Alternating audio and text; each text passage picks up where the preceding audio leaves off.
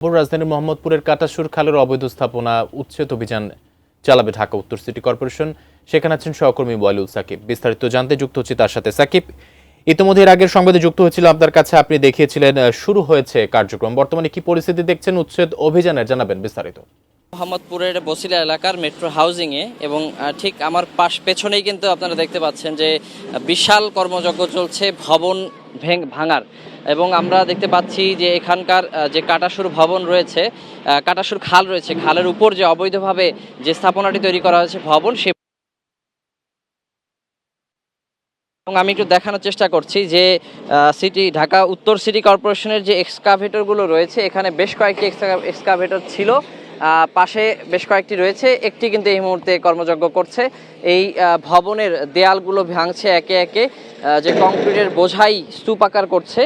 আমরা দেখছিলাম যে ঠিক 12:15টার দিকে কিন্তু এই ভবনটি ভাঙার যে কার্যক্রম সেটি শুরু হয় এবং তারও বেশ আগে সকাল 9টা কিংবা তার কিছুটা আগে থেকে কিন্তু ঢাকা উত্তর সিটি কর্পোরেশনের যে কর্মকর্তারা রয়েছেন, যে বিভিন্ন টিম রয়েছে, তারা কিন্তু এখানে এসেছিলেন এবং যথাযথভাবেই তারা যে 3 দিন আগে নোটিশ দিয়ে গিয়েছিলেন এই অবৈধ স্থাপনাগুলো উচ্ছেদ করা হবে, তার পরিপ্রেক্ষিতেই কিন্তু তারা আজকে সকালে এসে সবাইকে সতর্ক করছিলেন। এবং স্থানীয় এই অবৈধ স্থাপনায় যারা বাসিন্দা ছিলেন, ভাড়াটিয়া, তাদেরকে কিন্তু কিছুটা সময় দেওয়া হচ্ছিল তাদের অনুরোধের ভিত্তিতে, যেন তারা তাদের যে আসবাবপত্র রয়েছে, শেষ সম্বলটুকু রয়েছে, সেটি যেন তারা নিরাপদ আশ্রয় নিয়ে যেতে পারেন।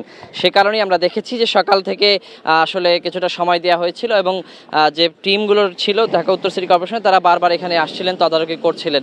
এবং সবশেষ যে সব তদারকি করার পর এবং সবাইকে তুলনামূলক যে ঘণ্টাখানেকের সময় দেওয়ার পর এখানে এই এক্সকাভেটর দিয়ে যে ভবন যে ভাঙার যে কার্যক্রম সেটি শুরু হয়।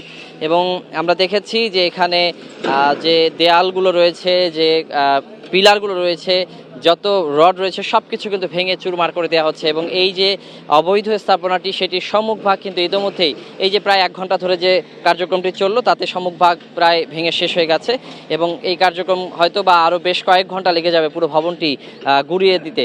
এবং আমি একটু বলে রাখি যে ঢাকা উত্তর সিটি কর্পোরেশনের যিনি প্রশাসক রয়েছেন মোহাম্মদ এজাজ, তিনি কিন্তু সকালবেলা এসেছিলেন এবং তিনি এসে কিন্তু বেশ কয়েকবার এখানে ঘুরে গেছেন, স্থানীয়দের সঙ্গে কিংবা এখানকার যারা বাসিন্দা রয়েছেন তাদের সঙ্গে কথা বলে গেছেন। তিনি কিন্তু আমাদের সংবাদকর্মীদেরকেও জানিয়েছেন যে এই মুহূর্তে ঢাকা উত্তর সিটি কর্পোরেশনের যে খালগুলো রয়েছে, সেই খালগুলোতে যত অবৈধ স্থাপনা রয়েছে সব কিন্তু ভেঙে ফেলা হবে, একে একে উচ্ছেদ করা হবে।